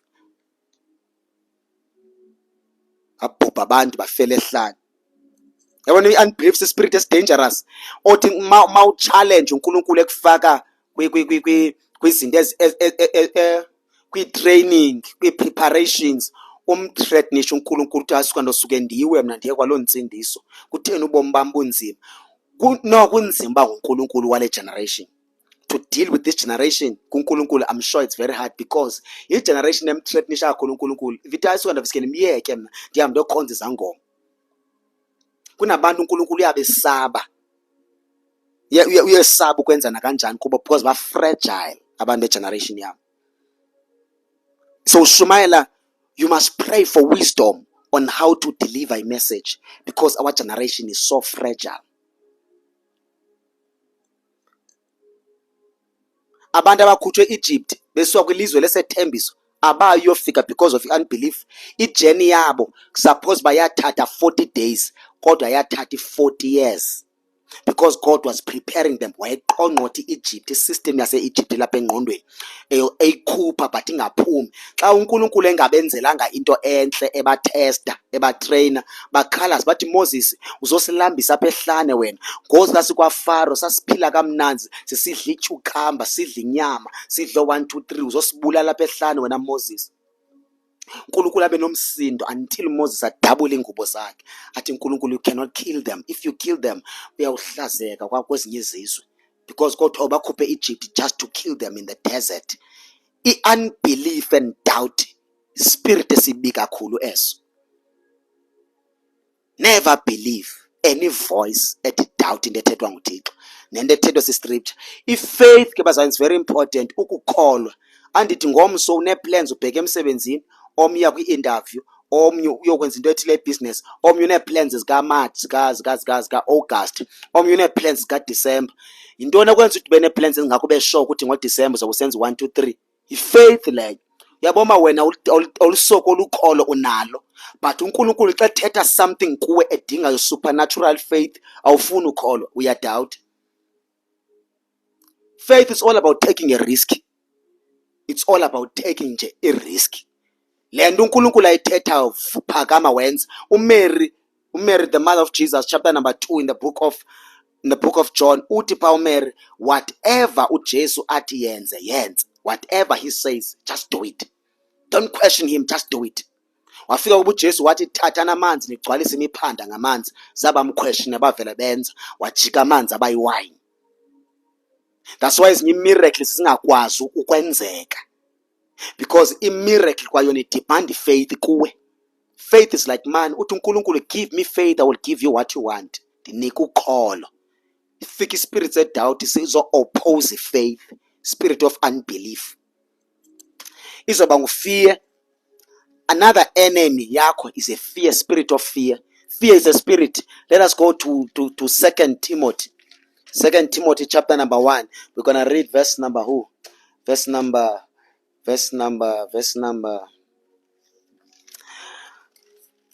7. Yes. We'll do verse number 7, chapter number 1, 2 Timothy. For God has not given us a spirit of fear and timidity, but of power, love, and self-discipline. Fear is a spirit that comes from the devil. Demon, I can write a book about this.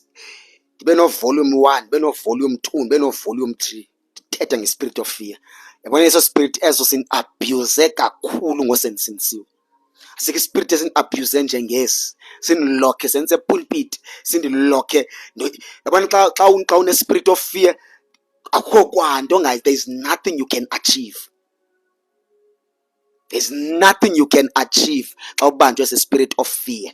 No matter how gifted you are, xa ubanjwe ifear koyika, ifear le yamademoni, yeyi ilwa kakhulu i-destiny zabantu abaninzi. Kunabantu abagifted abasemabandleni, uNkulunkulu afuna ubasebenza, but because of the spirit of fear, noba semnika i-platform ukuthi makami uyesaba, akakwazi nokukhuluma umnye uvela khale.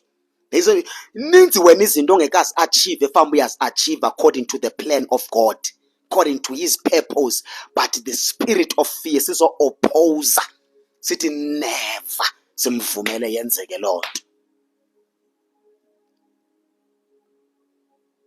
So ifear demon elibi. Omnye uvele kulahleka ixesha zokukhuluma ivoice ivele ilokhe. Omnye xa ebona amehlo amaninzi avele angakwazi ukuzipresenta, angakwazi uthetha, vela alokha xa noma makathini, because spirit of fear simlokhile, simbambile. Sibi kakhulu eso spirit. May the Lord deliver you in the name of Jesus. And ezi spirit endithetha ngazo zazibreaka ngefaith. Funeke namhlanje replace ufear ngofaith. Kulaa ndawo kafear ufike ube kwifaith. uNkulunkulu akadimandi nokholo olukhulu kuwe. Uthi if your faith is small as a mustard seed, uthi right kakhulu. Right, if it's small as a mustard seed, that's perfect. Thina nje ukholo lungaka, it can move mountains. IBhayibhile zange yathi masoyika amademoni. Ithi iBhayibhile we must fear God and respect man and resist the devil. Thina sinikezwe the spirit of power and the spirit of love and self-control. What is power? Power is Jesus. What is love? Love is God. God is a spirit. Nesinikezwe thina leyo. Esine wrong relationships. Ukuba ne-relationship ezi-wrong, ukuzi-associate nabantu abangekho right, abazokwenza sure ukuthi indlela yakho bayidivertela endleleni, bakudivertela endaweni wrong. Be careful nama-relationship owabuildayo. It can destroy your destiny. Wrong relationships.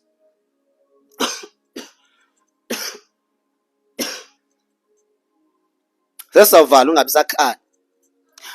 Ayitsho iBhayibhile uba ubumnyama nokukhanya akuhlangani. Icheck i-relationship yakho. Let me tell you something. Kunabantu wena ungekasindiswa, yayingabangani bakho nibaninzi nithandana. Wawuthi noba ufuna uyeka utywala, notice, uthi noba ufuna uyeka utywala, uzobona ngemoto sayimisa phambi kwendlu, bephethe utywala bathi masihambe seklabhini. Masihambe siye Long Street. Masihambe siye Cubana. Masihambe siye endaweni ethile. Uba ngajonga kuni ndizama uye kutywala bavele babone sebelapha and kuvebe nzima nokuthi no. Mhla wasindiswa bavele babaleke bonke. Yintoni ebabalekisayo? uNkulunkulu break relationships destroy destiny yakho. Usathana akazukuyeka ke naxa selusindisiwe. He will try to build amanye relationships nabantu abasindisiwe who can destroy your destiny yakho. Your best friend after sindisiwe, it should be the Holy Spirit. Your best friend, your number one friend should be the Holy Spirit. He will never mislead you. He will guide you. He will teach you. He will help you. He will comfort you. He will counsel you. Invest more kumoya ingcwele. Mina disappoint. I will disappoint you ndingumntu ndine-weaknesses. Ndinobuwiki bam. And sometimes there's jonke relationship endingabenefita kuyo ndikudestroye wena kuba ndifuna ubuild enye relationship. Sinjalo singabantu. Your best friend should be the Holy Spirit. He will never disappoint you. Wrong relationships akudivethela kwindlela ezimbi ezi-wrong.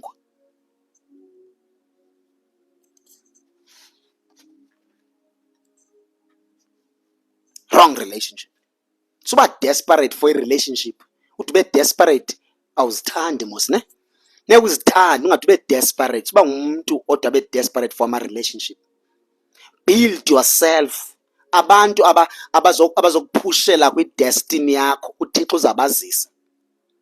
Futhi akho ne-effort ozoyenza bazawuziswa nguye. Nabangekho right when you build your relationship noNkulunkulu uzababona abanye bebhekele ecaleni kwakho. Futhi ungabaquestion uthini qhubekeka nempilo ubheke phambili. There is a reason bebhekeliswa. Bakhona nabantu abaziswa kuwe be-right for a season, not for long. uNkulunkulu bazise kubomini bakho for a season. Bane-impact abazoyenza ebomini bakho emveni koko bahambe. Suyifostela ke lo relationship xa iphelile lo season. Bebeze just for that season. Mhlawumbe ungumuntu ubukade ubanjwe wakhulisa spirit of poverty wakhule kwaba right until uNkulunkulu wazisa umuntu oyi-destiny helper kwaqhaqeka into ezininzi ebomini bakho. After uqhaqekile kwalunga xa emka laa muntu ebhekeliswe ecaleni kwakho iphela relationship. Yeke kanjalo ke because zonke izinto zenziwa nguNkulunkulu nezi zirongo zidestroywa nguye uNkulunkulu. Let me tell you something. Did you know ukuthi uJesu ushumayeza abantu abaninzi kodwa i-disciples zakhe zaresponda for ubhaptizo likamoya ngcwele? It was only 120 people. For 3 years and a half uJesu eshumayela, but only 120 people who responded uba bawubhaptizwa ngomoya oyingcwele eJerusalem. Kodwa uJesu engcwabeni kwadingeka umuntu o-rich. Mawufunda umuntu owakwazi uyothetha noPilato eyothatha umzimba kaJesu ngumfundi kaJesu owaye-rich. But yamqaphela uba uJesu ebandleni zangamveze ukuthi ndinomzalwane othile o-rich o-financially loaded, because nomuntu o-rich ebandleni uyakwazi u-abhuzwa libandla. Abolekwe izimali kuthiwe ngicela ngiboleke i-10,000 ayibuyisa. Mase umuntu akakhonzi kakuhle because of imali anayo. Ndicela uboleke imali ethile umuntu adalimale. That's why sometimes nabantu abanemali xa kwenzekile bakhonza basindiswa, very important ukuba protect, especially xa uyi-leader. Indlela oba protecta ngayo, don't expose them. Because ibandla lingaba-abuse bathi sa. Udala nishumayela mna ndizibonile izinto. So le ndaba ke ama-season, understand, ne-relationship ezithile xa iphelile xa ipheliswa nguNkulunkulu. Sometimes omnye umuntu akekho wrong.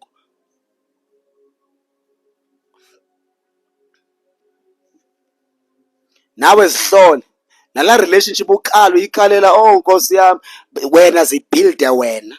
Yazi xa ufuna uya kude with God, focus on yourself, build yourself. Investor kuwe. Kudala wa-investor. I can say, tell me about the history of South Africa. Ungayichaza the history of South Africa in 19 what kwenzeka 1 2 3. Tell me about Jacob Zuma. There's a lot you can tell me about you, President Jacob Zuma. Tell me about Ramaphosa. You can tell me a lot. Tell me about Uzalo. You can tell me because you invested on. Did you tell me about yourself? What are you called for? I think why ungazi? Because zange wa-investa kuwe. I-salvation sometimes it demand ube selfish to build yourself uzakhe. Uzobona abantu uThixo azobazisa kuwe abasondeze ecaleni kwakho. Your character, your attitude iza kuvulela iminyango emininzi.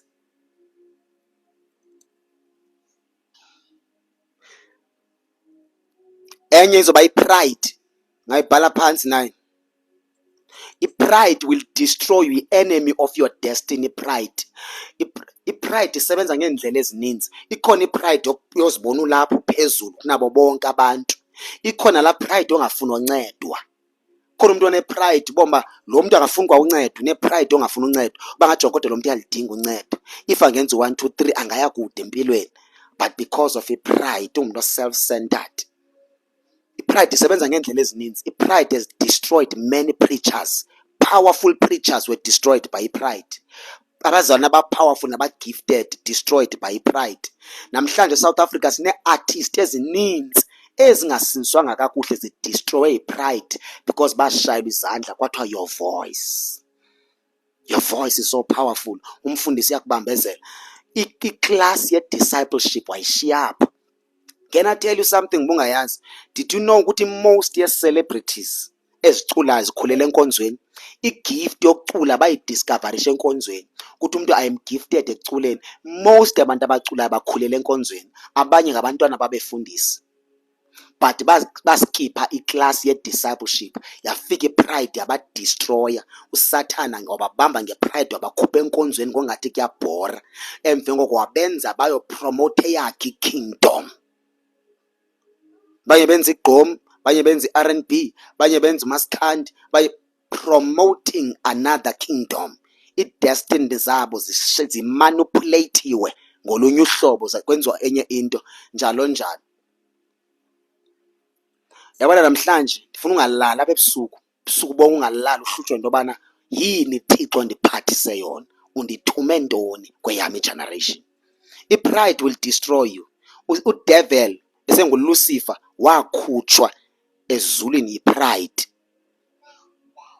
uJudas Iscariot wanikezwa ichance eninzi to repent because of i-pride, zangafuna urepent. Omnye ngathi hayi ngumntana manje usifundi yambona ulingana nonyana moya last born. Ngeke niphenduke kulo mfana. Pride. Mase bana isolution yokuncedakala kobomi bakho namhlanje, but because of i-pride uthi hayi ngumntana lo, mntanami, mntanami, mntana. Khawume ngothi mntanami, khawuvele into ndiyithetha indala nakuwe, indala nakum because ivela kuNkulunkulu. Ayindim kwalothetha, it is the Holy Spirit because mandithetha nabantu endingabazi kodwa le nto endiyithetha iyangena enhlizweni yakho. Ichaza ukuthi ayisindima othethayo kodwa nguNkulunkulu. Because bibindimi ngekudala ubhorekile udikiwe uthi uyandika la mfana nento endidikayo kula mfana. It's because akuthetha mna nothi umoya ongcwele. Xa kuthetha umoya ongcwele uyabambe kubanjwa anointing yakhe. Abantu abaninzi kuneminyango evalekileyo kuba ivalwe yi-pride. Many doors are closed ebantwini abaninzi avalwe yi-pride. Pride i-dangerous, i-wrong kakhulu. I-pride ke i-pride yi-replace ngantoni? Ngokuba humble noba obedient. Ithi iBhayibhile obedience is better than sacrifice. Sesawugqiba ke ngoku izoba yi-laziness. I-laziness ukwenqena. To be lazy, it's a spirit. Laziness is a spirit.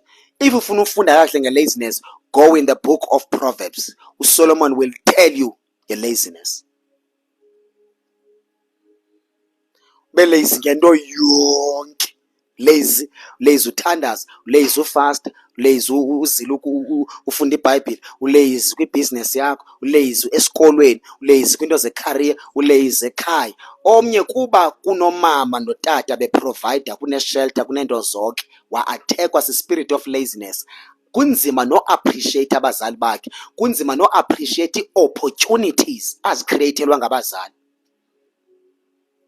Hayi namhlanje niyanithwalisa into nithwalisa zona. Yebo, many opportunities uzivulelwa ngabazali bakho, awu appreciate because bona bazawuhamba bahambe bemke emhlabeni. After bemkile emhlabeni uzawuface ireality yobomi. Kuthiwa go to school, qombanise neshelter nsenendawo, ungahloniphi nabazali, banjwe lidimoni longeva, ube ngumuntu olazy, uzicomparishe nabantwana abathile, ushayeke ngendlela ezininzi. Uyawuva mhlaba amkhileyo abazali. Omnye opportunity ezininzi azinikwayo nezivulekayo akakwazi ukuzisebenzisa because of a spirit of laziness. UThixo uyayicapukela i-laziness. Akayifuni serious uNkulunkulu. Laziness comes from the devil. Yebo? Devil and spiritual warfare. Enye into eyi-enemy of your destiny ngamadimoni akulwayo. Andithi i-most ndingathi ngenza ividiyo ngithethe ngamadimoni athile ndiyipost. Ungayibona ingatrenda kanjani loo video. Izawutrenda because zizinto abantu abazi-experienceayo. Abanye bajongene namadimoni aserious ezimpilweni zabo. Kunamadimoni aba-atheka ngendlela eserious ezimpilweni zabo. Kwiliwa i-destiny. Ngazi be-fulfilled. Enye into enemy of destiny, unforgiveness and bitterness. Ungaxoleli ne-bitterness. Ndibe nayo kakhulu e-problem since nomntana wakhula nge-abuse. Kunzima ndixolele utata, ndine-bitterness, ndine-anger. Until that go through i-counselling. Nalo counselling ndayiyeka phakathi. Ndasindiswa, ndathi sendisinsiwe kwadingeka ukuthi umoya ongcwele aphinde enze i-counselling. Ahilishe ii-wounds ze-past. So, i-unforgiveness ne-bitterness ine-power yokuvalela iminyango emininzi. And okwesibini, it will destroy your destiny.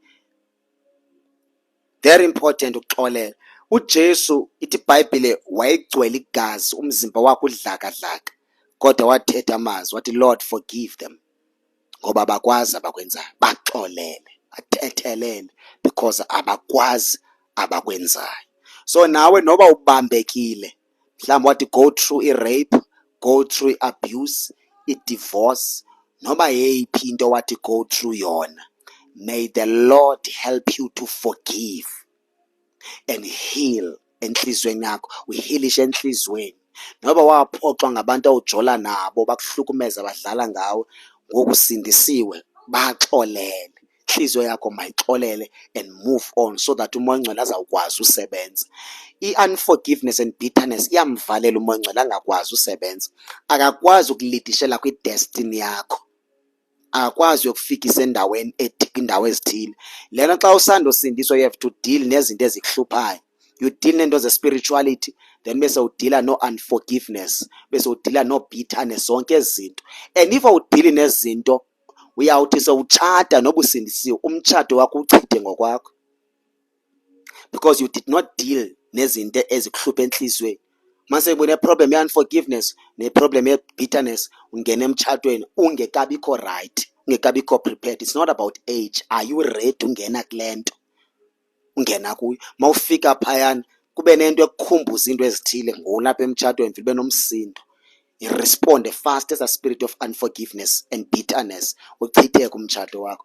Wothuke sekulate ba ndalahlekelwa ngumtshato because of ndingakwazi uxolela. So namhlanje forgive. It does not matter ukuthi kwenzeka ntoni, forgive. Bakunento ethi khala. Ungayeki ukhala. And forgiveness is a process. Akho easy about to go through i-rape and then ke ngokuvele kube uxolele kanjalo. Ukuxolela it's a process. But i-steps sokuqala, vuma uthi andikho right, ndilimale endaweni ethile, ndalinyazwa ngubani, wandilimaza kanti this is how I feel, and le nto indihlukumeze kanje, but uNkulunkulu ndinikeza i-strength sokuxolela. Bese uthatha i-decision to forgive and decide that I forgive ubani. Uyiface ezinto owoyika ukuzifeyisa ezibangela ube ne-bitterness, faceana nazo so that impilo yakho izothini, izoqhubeka. I-prosperity nayo iyakwazi udileywa kungaxoleli, kubambelela kwi-past yakho. Spirit of rejection. Abazali bam zange bandinika uthando, zange bandikhulise, bandirejecta abazali. Kwenzeka, awunoba sabuyela kwi-past uyitshintshe loo nto. Forgive. Forgive. Bheke phambili, uNkulunkulu uzokunceda. The Lord is going to help you. Uzobona after forgiveness, your heart will be filled with love. Uzozithanda, thanda uNkulunkulu, thande nabantu bonke. Uyokothuka umuntu owakuhlukumeza akubona umthande and willing to help. Azibuza uba kanjani? Wes wena usezawutshata. Leni into funeka uyibambe kakhulu uba usezawutshata. Yabona le part funeka uyibambe because umtshato uyakwazi uvusa nezinto okucima famba wazinqoba. Usathana phina azivuse zikutshala bajonga, hey, le nto mandayinqoba ndingekatshati ndi-right, kwenze njani after senditshatile? You understand? So funeka ukwazi udila nezo zinto. Imitshato emininzi ayichithwa zinto ezinkulu, chithwa zinto ezingaka. And unforgiveness and bitterness ngomnye wazo.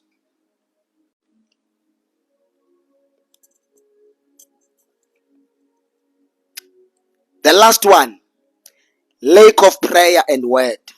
If you don't pray and you don't read the scripture, ngayivali iBhayibhile yakho. Lack of prayer and reading of scripture isibulela i-destiny zabantu abaninzi. Shumayele kakhulu indaba yomthandazo. Shumayele kakhulu nendaba yokufundwa kwelizwi. Namhlanje bengizokuprovoke. Ndifuna udestroy spirit sokurelaxa. Ndifuna ukubona uphakama. Ndifuna noba sendiyemkapha ku-TikTok. Bathi abantu ukhona umfundisi wakhe washumayela wasiprovoke ngokulahleka kwakhe kwavuka abantu abaninzi.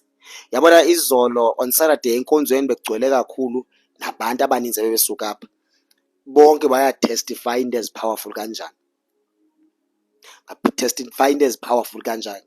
Sithe uNkulunkulu bengamazi bangasebenza kanje nge-social media.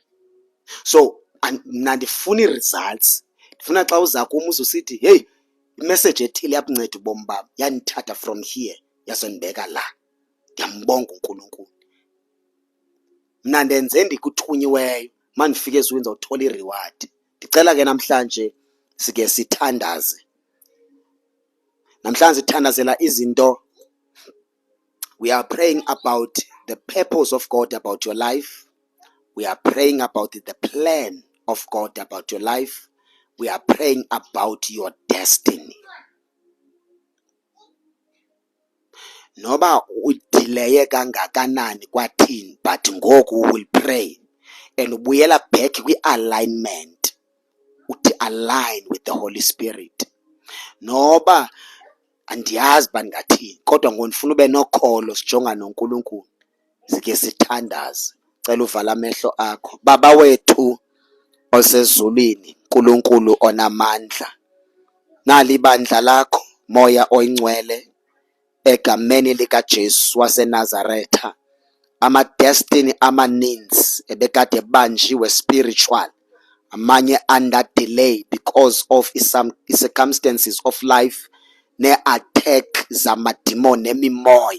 Banye benga-understand uba how to respond xa besithi go through i-challenge ezithile namadimoni. Kodwa namhlanje uzo-unlocka, uzokhulula, uzoqhaqha ama-destinies ngegama likaJesu. Wathetha kumprofethi uJeremiah wathi, I know the plans I have for you, plans to prosper you and give you a future. Baba ndiyathandaza phezu kwaba bantu and their destinies. In the mighty name of the Lord Jesus, ndithetha inkululeko, thetha alignment. Align your people with the Holy Spirit in the mighty name of Jesus Christ. Father, we pray for the purpose of God egameni likaJesu to be revealed ebantwaneni bakho. They must know your purpose ngezimpilo zabo. They must know your plan ngempilo zabo. They must understand uNkulunkulu onamandla i-assignment abayiphathisiwe. Umuntu angasindiswa nje aphile nje without a revelation. Baba ndiyathandaza banikeze i-revelation umuntu umuntu azazi yena, ayazi into ayiphathisiwe nento ayinikezwe nguNkulunkulu egameni likaJesu Kristu waseNazaretha. Noba imimoya yangcwaba iidestiny zabaninzi ngathi soze bahambele ndawo, but namhlanje we provoke, singena kumangcwaba aspiritual. Baba, siyazikhupha ngegama likaJesu, sibuyela kubo, sidestroya amadimoni edelay, amadimoni onke a-opposa idestiny, amadimoni a-opposa the will and the plan of God ngabantwana bakho ngegama likaJesu waseNazaretha. Moya Ngcwele, rise up ukhwelete. Nali bandla lakho ndiyalithandazela namhlanje ngegama likaJesu. Imimoya bikade atheka lowa nalowa wade walahlekelwa lukholo, abanye bebanjwe ezi spirit of doubt, spirit of unbelief, spirit of laziness or spirit of fear. We destroy lamadimoni, spirit of confusion. Baba, ndiyathandaza yatsha lonke lo hlobo lamadimoni. We bring revival ebandleni lakho egameni likaJesu. Abanye Moya Ngcwele, uNkulunkulu onamandla, uSathana wavala iminyango wathi they will never finish school and graduate. We pray uNkulunkulu onamandla, siqhaqha iminyango, we destroy iminyango evalwe nguSathana, ii-burglars are spiritual. Baba wethu onamandla, abanye bakwi-relationship ezirongo, Moya Ngcwele siyabakhupha, sithetha inkululeko phezu kwabo. We align your church nomoya oyingcwele, we align abantwana bakho nomoya oyingcwele, just like the days of the apostles. Baba wethu onamandla, ibandla lakho libe kwi-alignment, because wena Moya Ngcwele you want to bring revival. We can send some vibration, a revival ngegama likaJesu. Senze Moya Ngcwele to experience imvuselelo namandla in the mighty name of Jesus. Oh, Holy Spirit, we pray ngegama likaJesu, ngegama likaJesu waseNazaretha, touch your people, revive your people in the mighty name of Jesus. Thandazeli focus mayibuyele back to Christ, amehlo abo must be fixed in Christ in the mighty name of Jesus. Baba, siyabonga uNkulunkulu onamandla, align us Holy Spirit. Izono uSathana sibambe ngazo, igazi likaJesu liyazihlamba, liyaziklina, senziwa ngcwele ebusuku in Jesus Christ's name, amen. Thank you Holy Spirit, thank you Jesus. Siyabonga moya oyingcwele ebusuku in the name of Jesus Christ.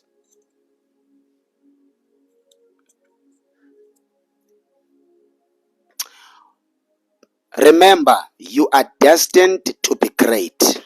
Go and read the book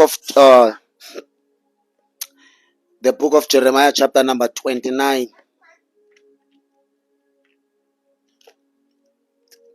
Ulale ngesi scripture namhlanje. Noba washunyayezwa umotivatewa ngaso, mna andikumotivate. Sithathe as a command esi scripture. Uthi Jeremiah verse number 11 chapter 29. For I know the plans I have for you, says the Lord. They are plans for good and not for disaster, to give you a future and a hope. You understand? uNkulunkulu une plans ezinhle ngawo, but ukunikeza ama-instructions verse number 12, verse number 13 uthi, if you look for me wholeheartedly, you will find me. Go and pray and seek the face of God. You will know the purpose of God about your life. You will know the plan of God about your life. Uyawuzazi ukuthi uNkulunkulu ufuna ukusebenza kanjani in this generation. Ngomso ke bazalwane, ndiya e-Eastern Cape, ndiyahamba ngomso ekuseni, ndiya e-Eastern Cape eAyidutywa, andiyelanga uyoshumayela, andiyelanga uyokhonza. Kunento endihambela e-Eastern Cape ebalulekileyo kakhulu. Ndihamba ngomso ekuseni and late sizoba ne-meeting le ndawo endiya kuyo. Kune-meeting ezobe ikhona le ndawo endiya kuyo, sobe siyibambe khona plus nabefundisi. So there are many chances zoba ngomso angabikho ulive. So there are many chances zoba tomorrow singangabi naye ulive, even a Tuesday, because ndihambela into serious kakhulu. egameni lenkosi uJesu waseNazaretha. So ndenza update ngevideo uba sizaba live or asizubakho live, I don't know. Ku-YouTube siyatholakala nguPastor Q Sivungu Ministry, in the name of Jesus.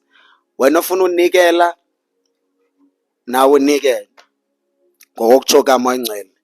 If nawe ufuna unikela, would like to give, ndicela nawe uthathe yoli number. Nansi inamba.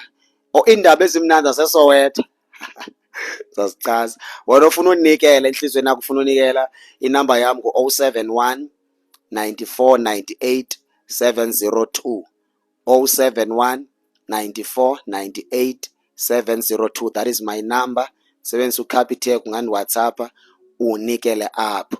Indaba ezimnandi ke ngeSoweto bazalwane, sizoba ne-one day revival ezobe iseSoweto kwindawo kuthiwa kusePinville.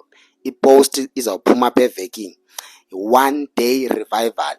Phayana we will pray kakhulu the whole day, sebe sihleli endlini kuthandazwa kushunyayelwa, kuthandazwa kushunyayelwa kakhulu egameni lenkosi uJesu. Loo nto izobe inge-1 ka-August. 1 ka-August, it will be on Saturday.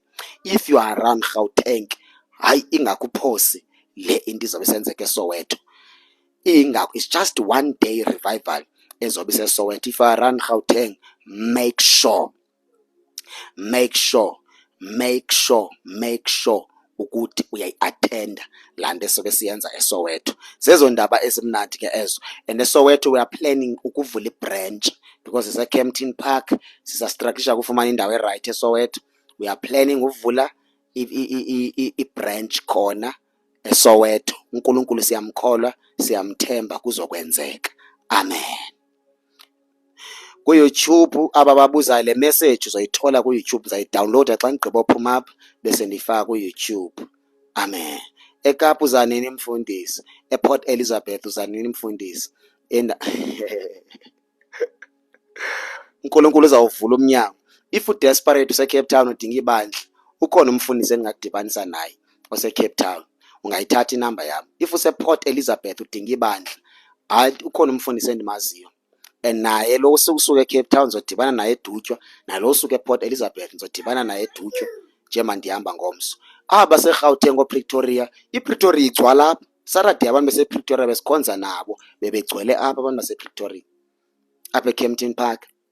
iKZN sinayo ibranch esePine Town and ndimane ndisiya ke ePine Town eKZN. Yebo?